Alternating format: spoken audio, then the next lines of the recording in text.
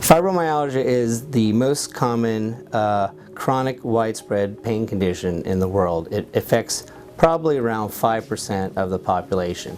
It's much more common in women, about 8 to 1, women to men.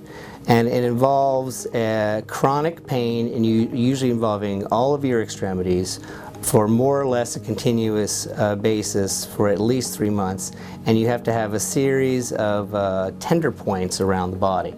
There is a new definition that puts less emphasis on the tender point examination and more on the symptoms of pain, as well as other symptoms such as sleep problems, headache, fatigue, gastrointestinal issues, and other somatic complaints.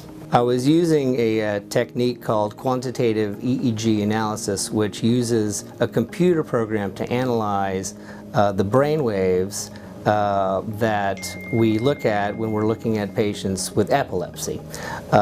It's really never been used in sleep studies before.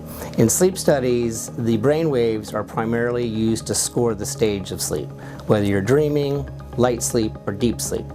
But the new sleep studies that are available actually have this computerized quantitative EEG program in it. And we basically just flipped the switch and tried to see, what was happening. And we discovered that a portion of the patients had what are called alpha wave intrusions during their sleep pretty much all night long. And alpha waves shouldn't really be seen in sleep at all.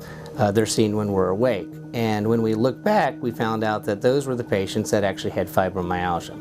So subsequently, we did a study where we looked at 500 patients with and without fibromyalgia, and the vast majority of the patients with fibromyalgia had these alpha wave intrusions all night long, and the vast majority of patients without the alpha intrusions did not have fibromyalgia. And when you put it together using this computerized analysis, it's very clear to see that there's a very distinct abnormality in these patients with fibromyalgia that people without it do not have.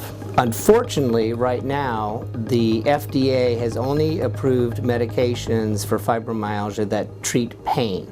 So patients with fibromyalgia have a lot of different kinds of symptoms. They have stomach issues, they have cognitive issues, they have sleep issues. However, there is nothing that is FDA approved for any of those other symptoms, only the pain.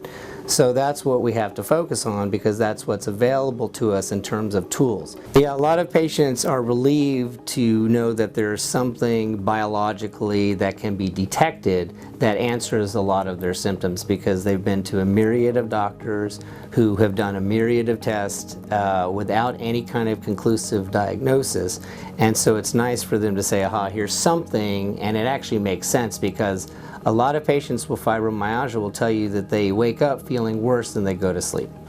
That if they, for whatever reason, have a good night's sleep, that's a good day for them. So anyone with fibromyalgia will definitely tell you that their sleep is linked to their overall functioning and their quality of life. The National Fibromyalgia Association, and there's another organization that just got formed, National Fibromyalgia and Chronic Pain Association. So they have a lot of information. They try to stay very up to date on the research, on the therapies, not only medicinal but non-medicinal types of strategies that can be used, and they're a great resource. Feel free to call SouthCoast Health. We are here 24 hours a day, 7 days a week, so we're definitely happy to see you.